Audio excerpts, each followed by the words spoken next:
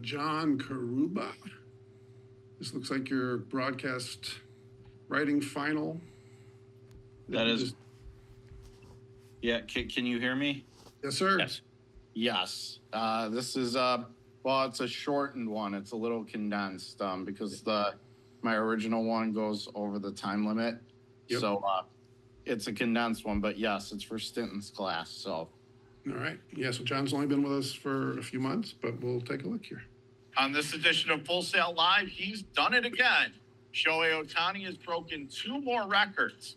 We'll have more on his latest achievements. It's one of the hottest debates in Major League Baseball. How is the pitch clock impacting the game? We'll take a closer look. There's an NBA player who now makes over $60 million per season, and his name isn't LeBron James. He resides in the Bay Area. Details to come. Go ahead, jump for joy. It's Full Sail Live, which starts now. Hello and welcome to Full Sail Live. I'm John Karuba. What is Shohei Ohtani capable of? The better question might be, what isn't Ohtani able to do? 27 days ago, the Japanese phenom joined the 40 home run, 40 stolen base club with a game-winning walk-off grand slam. Tonight, Ohtani provided quite the encore. The former AL MVP joined the exclusive 50-50 club in style.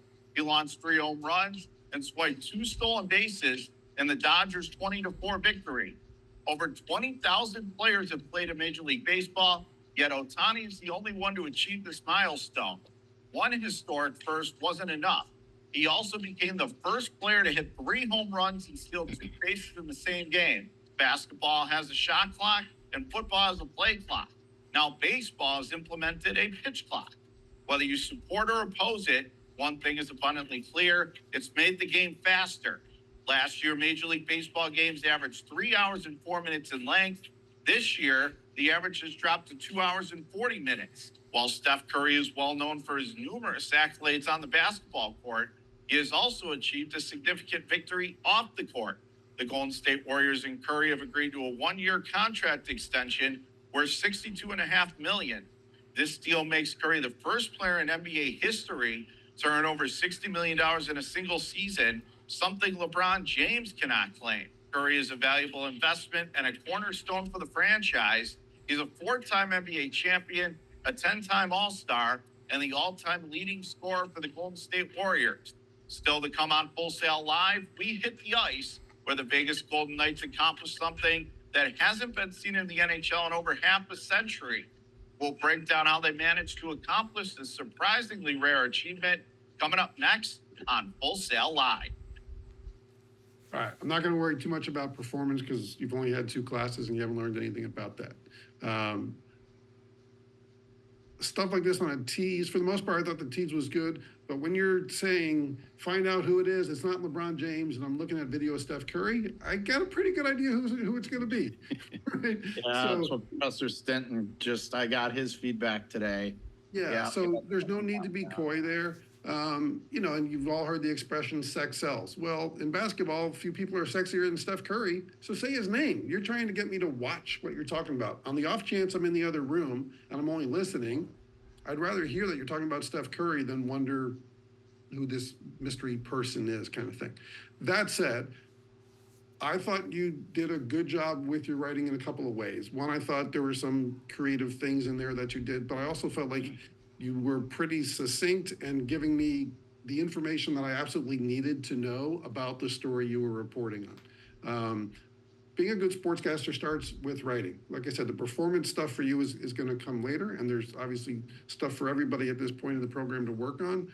But having that foundation of being able to identify a story and get to the meat of it quickly is an important skill, and I think so far you're showing signs of being able to do that. Dan. Yeah, I thought, given the fact you've only been in a couple of classes, that it sounded good. Posture is something you have to work on. I also think you sounded the same throughout.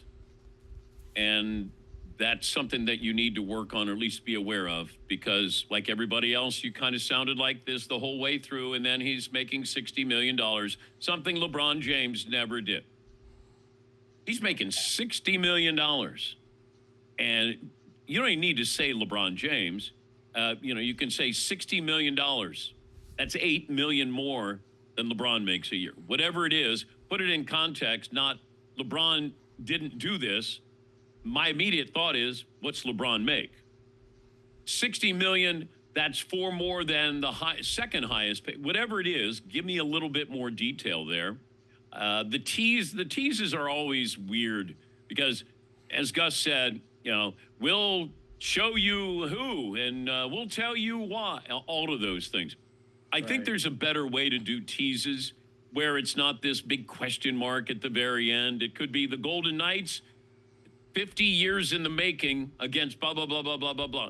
Not, we'll show you we know you're going to show me. You're showing me right now. I think it doesn't always have to be a question mark. It can be basketball's newest highest paid player is right there in front of you. Steph Curry is going to make $4 million more than the second, highest guy, and that's LeBron James. More on his contract and why it's blah, blah, blah. Now, like you're not bringing me into something just by putting a question mark on it. And look, I would do teases coming up after the first break, and then you're like, oh, I got 3 things to tease. Am I really going to keep you? But you got to work at it. You have to say to yourself, do I care? Would I care? And you'd be surprised how many times your answer is going to be no. You got to make it so you're like, oh, wow. Okay. You got to be curious, so I'm curious. Yeah, and John, that'll evolve over time too. And to be fair to you, we do tell you guys to make promises in your bumps and teases on the assumption that most people know the news already. So it then goes back to, so what's special that I'm talking about? I might know that Ohtani had a historic night, but I might not know necessarily what those records were. So that's why we tell you to say stuff like, we'll tell you the 2 records that Ohtani broke.